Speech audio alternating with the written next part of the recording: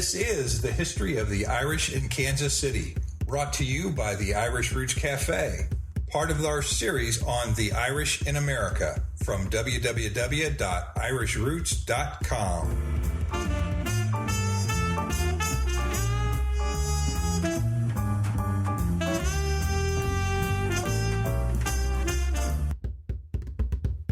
We got started by stumbling on a record that came out of Ireland, Ballads, Bards and Bagpipes. And you kept that name.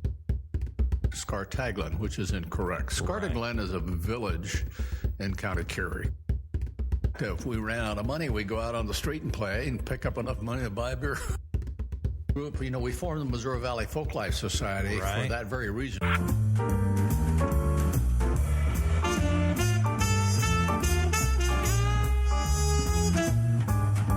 I'm Michael Laughlin, your host. You can reach me with your comments by emailing mike@irishroots.com or by mailing to Box 7575, Kansas City, Missouri, 64116, the old-fashioned way. Phone in your comments to me at 816-256-3360. Please do call in and leave your message. We always look for comments, and you might be able to help us out with a little audio message of your own, letting people know what some of the history in Kansas City is, and for that matter in the Midwest as we expand our episodes. We've gathered together a group of scholars, authors, and everyday Irish to paint you the picture of the history of the Irish in Kansas City.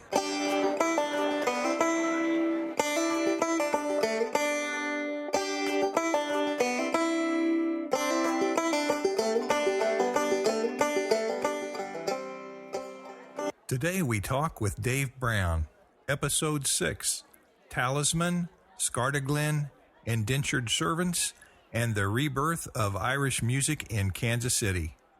When Ireland met Dave Brown in Kansas City at the Irish Roots Cafe. You know, the 1970s and 80s were interesting times for the Irish in Kansas City. If you're lucky enough to remember, we saw the rebirth of traditional Irish music here in town with the coming of Talisman and Scartiglin. And who can forget the Dayhills and Tommy Dayhill on the Irish fiddle? Many a late night I can remember listening and even dancing a bit at Harlan's and Jimmy's Jigger and down by the River Key, right where this city began so many years ago. Our guest today will help explain how all that happened and how it set the stage for all that we have today. And remember to take a look at the Irish Roots Cafe webpage if you get the chance.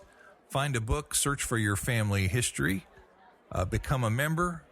It all goes to keep things rolling in the right direction, and you can surely get there from here by going to www.irishroots.com. And remember to check the show notes for this show on our blog while you're there. And keep remembering the old Irish families in Kansas City. This project just keeps getting bigger. We've got some interviews now with two different O'Malleys coming up, and one will include the story of Nellie Don, Jody Watson, the Lone Piper, and so much more. We may have to add 15 episodes instead of 10 for this beginning of our series on the Irish in America.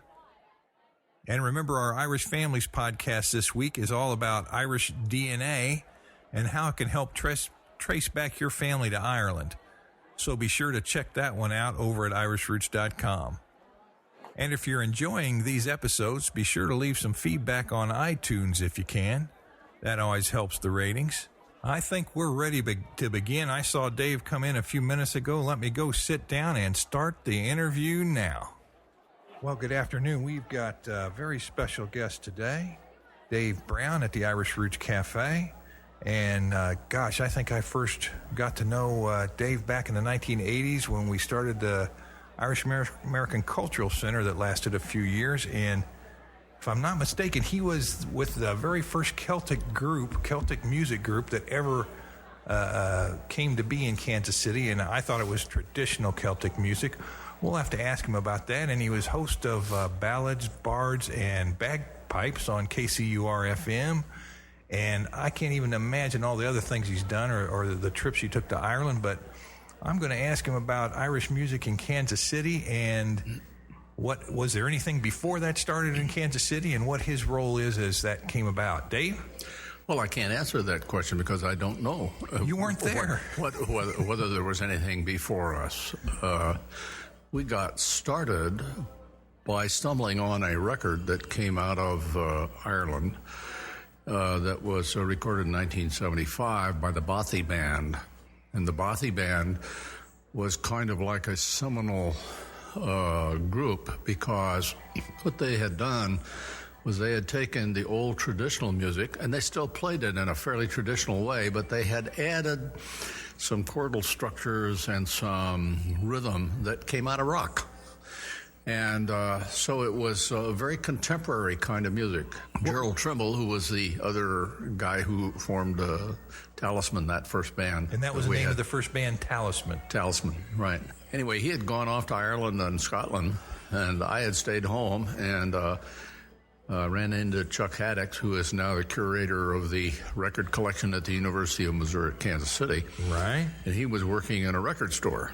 And he showed me this record, so I bought it. And the next day I came back and I said, more. Anyway, I ended up buying about 20 or 30 records that one week from him. And they all had to be special ordered. Some of them came out of Ireland, some of them came out of England, some came out of Scotland. But there was nowhere here that had anybody playing that type of music. Not to my knowledge. No. Mine neither. I don't think there was. Now, you have to understand that there has always been a vibrant Irish music scene in the United States ever since the Irish first came. Right. And if you were to go to cities like Philadelphia and Boston and Chicago, you would find that that music was always there. But for some reason, it didn't take hold here until we started Talisman. Right. So we had a kind of a lock on the St. Paddy's Day business for a while. Right, I bet. That's right. There was the only show in town. Yeah. So we got better and better as we went along. It's kind of interesting. Our first fiddler was a fellow named Jack Davis, and Jack was Jewish. That's a mark of the Irish. They'll draw in whatever talent they can. Well, and Jack's love was for the music. You know, he just loved traditional Irish music. He was crazy about it. So we formed this little band, and we gathered several people together. Keith Van Winkle was another fiddler who joined us, and we had Paige Winslet, who now I think lives in Houston, and she was our flute player. Subsequently, she was replaced by Colleen Lowe, who played flute. Right. David Agee joined us, and the band got bigger and bigger and better, and then we broke up. We had a big fight, and everybody went their ways. That's sort of the way with musicians, isn't it? You get to play for a while, and then something's going to happen. Yeah. Well, people get crosswise once in a while. That's exactly right. So out of the roots of, and part of the reason for the breakup of Talisman was that Gerald Trimble had produced a couple of records and on the Green Linnet label, and Green Linnet had insisted that he come to the East Coast and work the the clubs on the East Coast, which he did. And so he was gone for 3 or 4 years and was very successful. And so we reformed, and we formed this band called Scartaglen. Now, did it start out being Scartiglin, or did some people start calling it Scartaglen? Some people called it Scartaglen, which is incorrect. Scartaglen is a village in County Kerry. Right. And why did we pick it? We just liked the sound of it. And that makes a lot of sense. Yeah. And so we recruited a number of people, Connie Dover, David Agee, Mike Duggar. There were just a lot of people went through that band. I looked at our first Scartaglen album, and there were 9 people on the back cover of the album. Oh, my gosh. Well, a lot of them are still active today. Connie Dover, she sings a lot of solo work, doesn't she? Has some albums? She does. And then Roger Landis, who sometimes plays with her, was one of the early members of Scartaglen, and he's now based in New Mexico.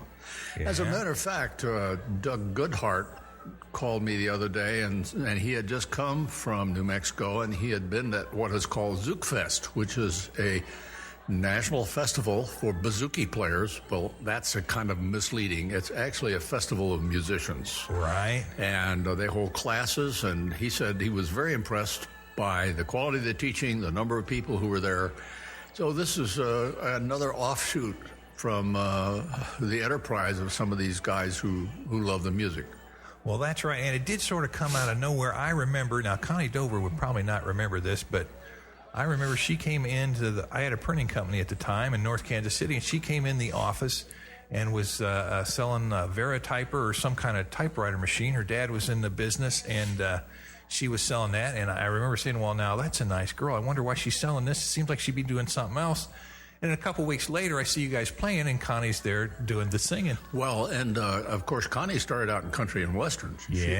She had quite a career in country and western right out of high school. I'll be doggone. See, I had no idea. And then when Scartaglen first finished, she went off to England to do some Celtic studies. Right. And so we didn't see her for a year or more. Oh. And then when she came back, she joined Scartaglen again. Came back in. Now, how long did Scartiglin last? We put out our first record, I think, in 81 or 82. You know, there were a lot of people went through that band. Matt Kirby went through it. He played the hammer dulcimer. Mike Duggar was in it. Frank Martin played flute. It was not an economical way to work. Well, I'm sure that's true. I mean, you can't take a band of 9 people on the road and get $400 for a gig and do anything more than eat hamburgers. Yeah, that's right. So you understand that it was not done for the money. Well, now I wonder, how many groups comparable to that you think were operating in the United States at that time? Oh, dozens and dozens. Yeah. We found that out once we got into the business. We found out that there was a burgeoning Irish scene on the West Coast in California. And that would have been in the 80s, early 80s? This would have been right through the 80s. Yes, all the way through the 80s. We got invited to a folk festival in Winnipeg. And when we got up there, we found ourselves mixing in with the band Silly Wizard, which was from Scotland. Oh yeah, they've got quite a name. Yeah, Johnny Cunningham and company, and then the Boys of the Loch. Now this was a group that was contemporary with the Bothy Band. Right. They were somewhat more traditional, somewhat more spare. They not that they didn't arrange their music, but less. I guess it's a matter of degree. Right. But then, of course, one of our great successful efforts in Kansas City was bringing in the band Dannon. We had Dannon come in, and I think that was in 82, and we put it on at White Recital Hall. Right. At UMKC, and it was sold out. I remember that. Yeah. It was a great evening. I remember that vividly. Oh, that had been a watermark. Now, you were telling me earlier that you go back into the Irish music in America in the 20s and 30s, or in Ireland in the 20s and 30s, and what you did to marry with the traditional Irish that came up with your Celtic sound. Well, there has always been a rich tradition of music in Ireland. In the 1920s and 30s, I think probably one of the great influences on the music was the playing of Michael Coleman, who was a fiddler out of New York. And James Morrison, who was a competitor of his, and I think Morrison was out of Philadelphia.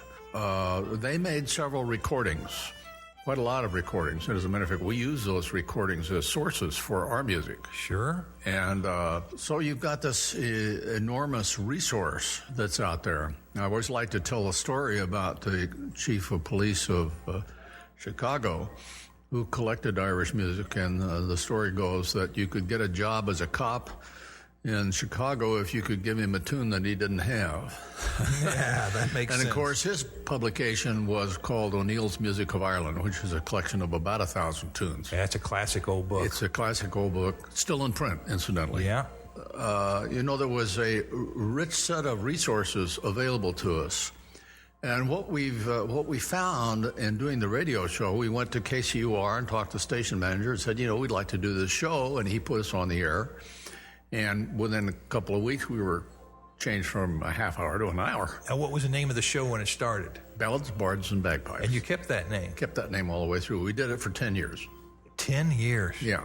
Now, didn't you solo that most of the time or not? Yeah, when Gerald left to do his thing back east, Right. I ended up doing all the shows. So I did the shows alone for about 7 out of those 10 years. And when would that have ended? 1990. 1990. So that gives you a whole lot of time. You're really on top of the thing. What kind of progression, if you were describing it to somebody from the year 2050, you would say what was going on with music in Kansas City, and what would you say? I think it brought a lot of people into the music. We would hold sessions. Okay, right. Session music is the key to traditional music. It's where the players come in, and we would go down to Westport at a coffee house down there, and we would sit down and we just pull out our instruments and play. As a matter of fact, if we ran out of money, we'd go out on the street and play and pick up enough money to buy beer. And come back in and play some more. And play some more. Well, yeah. I ran into that in Ireland, too, where it's just you just be sitting there, and then they'll come in from the field or whatever, and each carry their instrument, and they'll start playing, and it brings the pub to life. Frank Martin had a great story. He was in Donegal on a visit, and Frank was our flute player, and he was in Donegal alone, and he had stopped off in this town, and I can't remember the name of the town, but anyway, to kill time, he pulled out his tin whistle and started playing some tunes. And down the street, a door opened, and a guy stuck his head out. The door closed. A couple of minutes later, a guy walked up to him, and he says, would you mind coming down to the pub, please? He says, we've called the fiddler. He's on his way. And he had a wonderful time. Oh, yeah. Those are the best of all. Yeah, The sure. spontaneity. The spontaneous playing of music. And you see, a traditional musician is known by how many tunes he knows.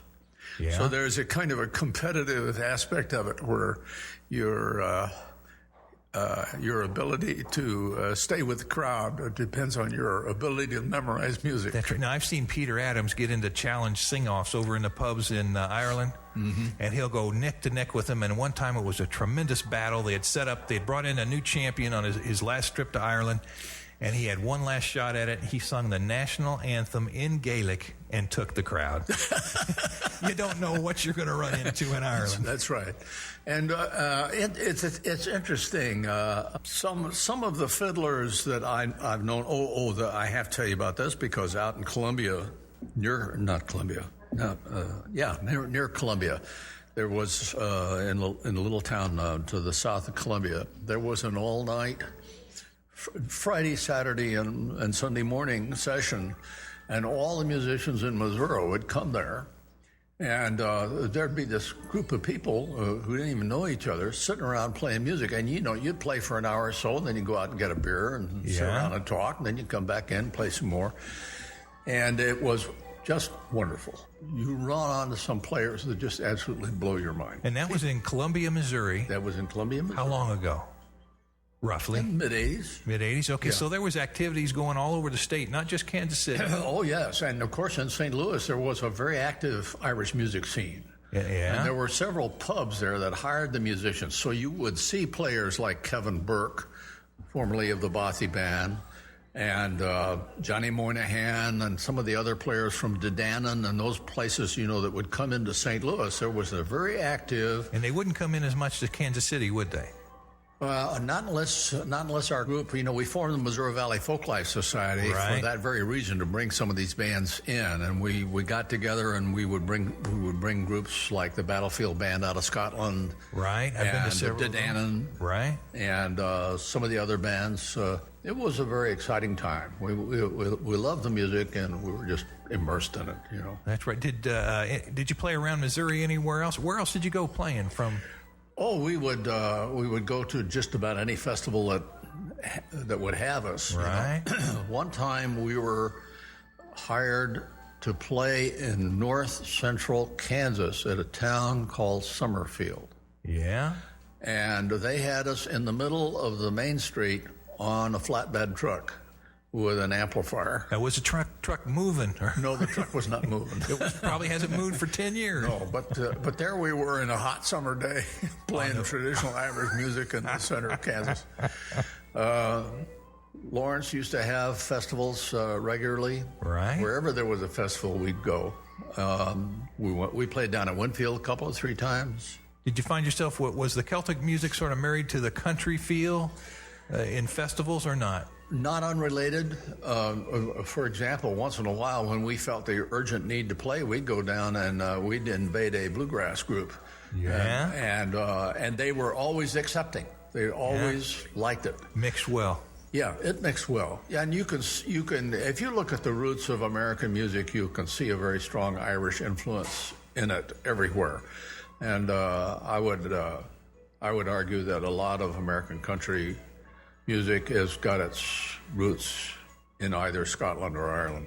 Yeah, I think that's right. I think they can prove it in a lot of instances. In a lot of the music, new lyrics were put to old tunes in America, but the tune had come from Ireland. There was an old gentleman down in Springfield, Missouri, Galbraith, and he was a fiddler of the Scottish character, but he played American fiddle music. And we were able to identify a lot of the music that he played as being traditional Scottish fiddling, as it would have come out of around the English border. Yeah. And he was just a marvelous, marvelous fiddler. He made several records, which were in the collection that I turned over to UMKC here just a few weeks ago. Right.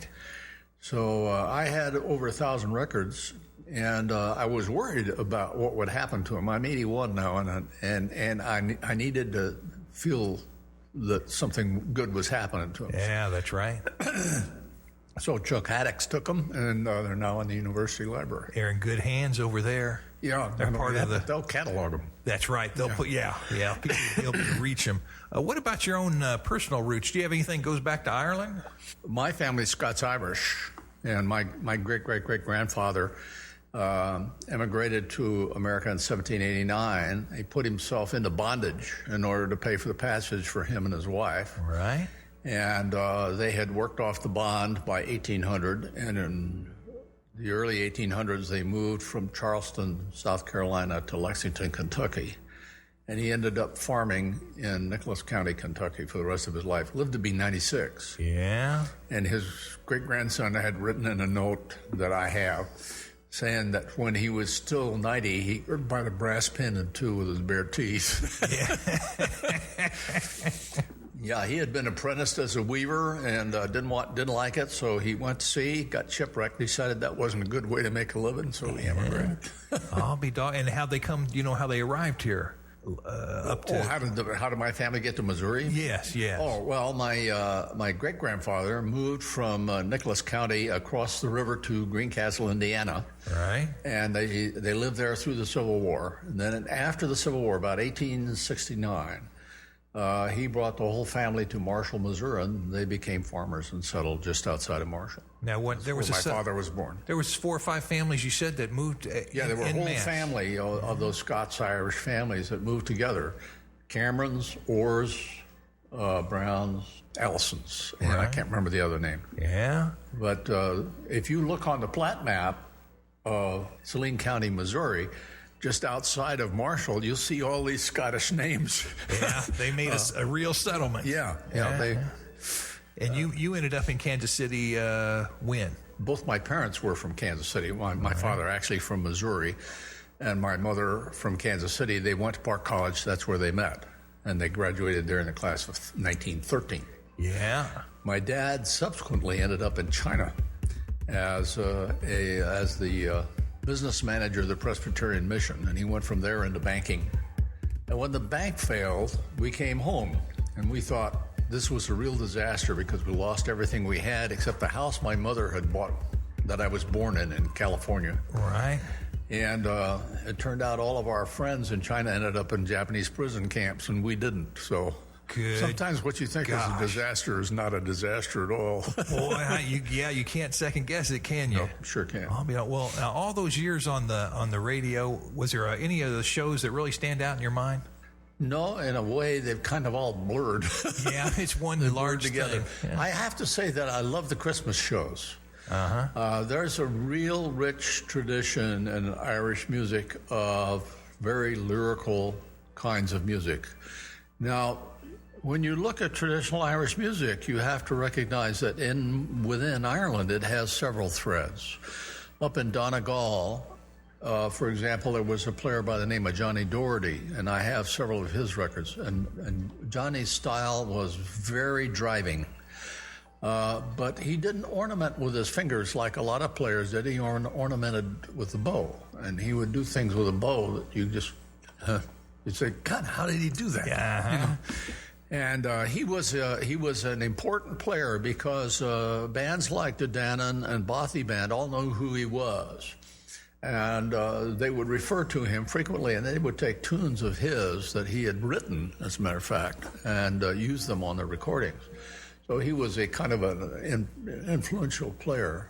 That was a style of playing that was different than would come from County Kerry, which was somewhat more lyrical. But also, County Kerry was the place where most of the little dances came from. Yeah, you know? yeah. And so there were different styles all over the country. Oh, and I think and an expert could really pinpoint. Just like the dancing, you have the Kerry set or the Clare set. Well, the music was the same way. Absolutely. Everybody had their own distinct and twist. the thing that you have to remember about traditional Irish music, we tend to look at it as something that you play for the pleasure of playing. That's because we're players. Right. But the real issue of the music was dancing. If you look at the English proscriptions against certain kinds of activities that were traditional Irish, one of the things they were never able to prevent was people dancing in the streets or dancing in the country lanes. Yeah, you know? That you throw down a door or a slab of wood and you had yourself a nice clog there. Absolutely. A very rich and beautiful tradition, I think. Well, now we're coming up to the end of the show. I wonder, any other last parting thoughts you might have? Any experiences with the Irish community or the Irish in Kansas City? Well, I think probably the significant thing was the friendship that was offered to us. Jerry Osborne, one of our early players in Talisman's father and mother were both from County Clare. Oh. And that's where I learned about soda bread. Oh, be doggone. You got some real recipe there. Got the real stuff. Yeah, they were wonderful people. Wonderful people. Oh, that was an early introduction. Yes. Oh, you know, see, I didn't know them, but I bet you there's all kinds of little nooks and crannies we got in the city that have helped a lot of people out. There were a number of families that took onto our music, that were our regulars, if you were. We could hardly ever play anywhere without seeing those people. Yeah, I remember you used to play became good friends with most of them. You used to play in the River Key a lot, didn't you, for a while? Yes, we did. I remember we'd spent some late nights listening to you down there quite a bit. I think probably the thing that stands out for me more than anything else was playing on the corner of Westport Road in Pennsylvania. In the summer evening. We did that frequently, and we always drew a crowd. And I used to think to myself, at that time I was probably about 50 or 52 years old. I think. I used to sit there and think to myself, I don't get any better than this. Hey, I understand that. You know, at Brown's Market on 33rd and Pennsylvania just had their 120th anniversary. Now, they spell Brown with an E. How do you spell Brown? I spell Brown without the E. Mine's a Scotch Brown. There's an Irish Brown. You know, that's what they say, too. Boy, you put the E on ours because it means we're Irish. Yes, that's right. It's interesting what traditions develop. Yeah. Well, you know, you were telling me you had some old video of the band, didn't you, that you might be able to... The museum people down in Kansas City might want to take that and put that up on display. I would certainly be willing to give it to them. I certainly have, I don't need to look at it anymore. I tell you, that'd be nice, and it would remind some people that there was things here before 10 years ago. Yeah, and that stuff was all done usually in connection with St. Paddy's Day. We would go on the radio station and play one or two tunes, and just promoting St. Paddy's Day. And that was the days when the parade was probably a block long. Oh, that's right. That's when it was really fun. Yeah. Before all the rules and regulations came in. That's right. Well, Dave, it's been a pleasure talking to you. I appreciate you coming down. I hope we see more of you in the future, and all the best. Well, thanks, Mike, for inviting me. I appreciate it. Talk to you later. Bye. Bye.